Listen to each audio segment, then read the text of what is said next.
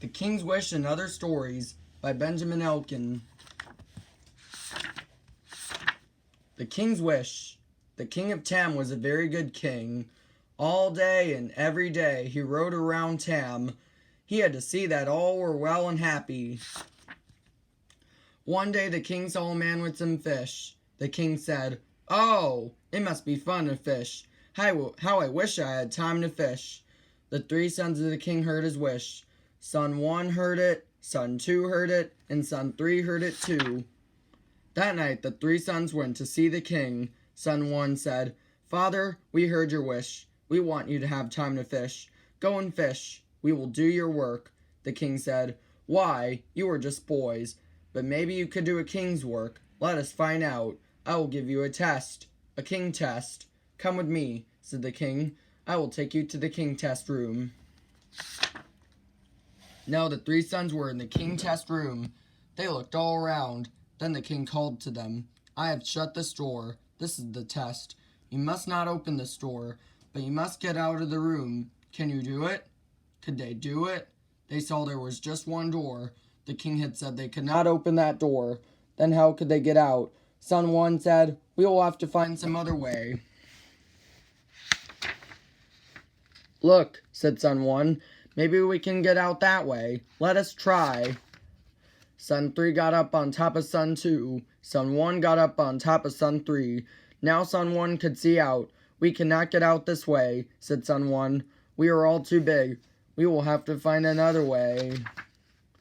But could they find another way out? Son 2 and son 3 looked way down low. All they found was a hole. It was just a little mouse hole. Son 1 said, "Look, I found something. I found some red ink. Maybe we can get out with this." Son 1 told the other sons, "This ink will help us get out. We can do the king test now. The king's man will look in here. He will see us." Soon the king's man did look in the king test room.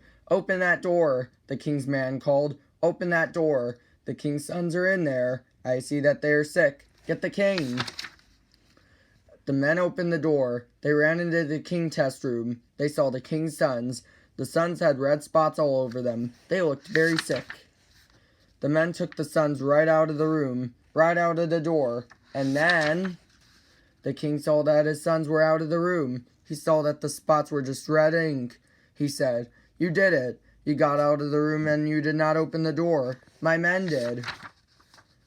Then the king said, "You are just boys, but you can do a king's work. I name you all kings." Then the king said goodbye to his sons. "Thank you," he said. "He gave me my wish. Now I can go away. Now I can fish." How a Squirrel Helped the King. The king had been away for a long time. What fun he had had. It was fun to catch fish. It was fun to see the birds. Then one day he saw a little squirrel. "Oh, oh," said the king. "What is this?" "The head of the squirrel is caught in the tree. He cannot get it out." Then the king walked up to the tree. He let the little squirrel out, but he did not see 2 men in back of him. The men came up in back of the king. They put a big net right over his head. "Help," said the king. "They want my fish. Let me out of here."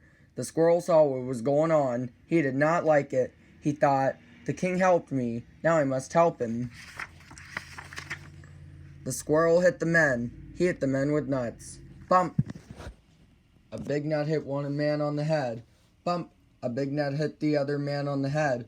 "You hit me," said one man. "No, you hit me," said the other. Then the 2 men hit one another.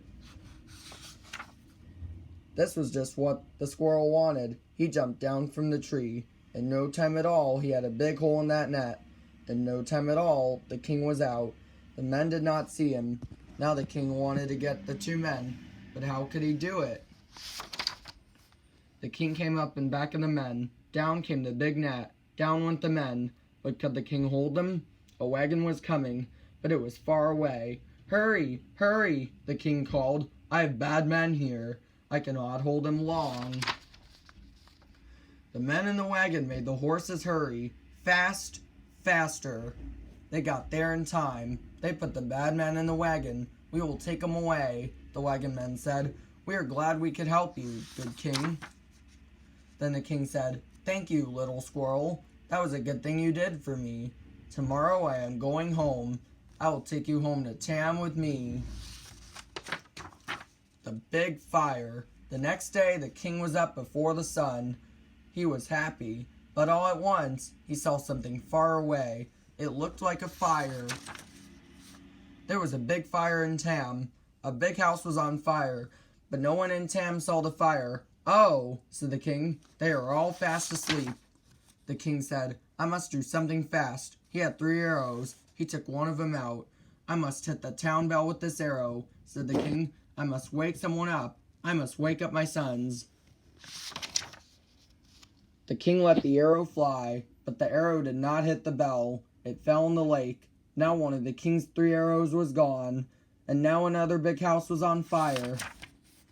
"I must wake someone. I must wake my sons," said the king. The king let another arrow fly, but this arrow fell into the fire, and now 3 big houses were on fire.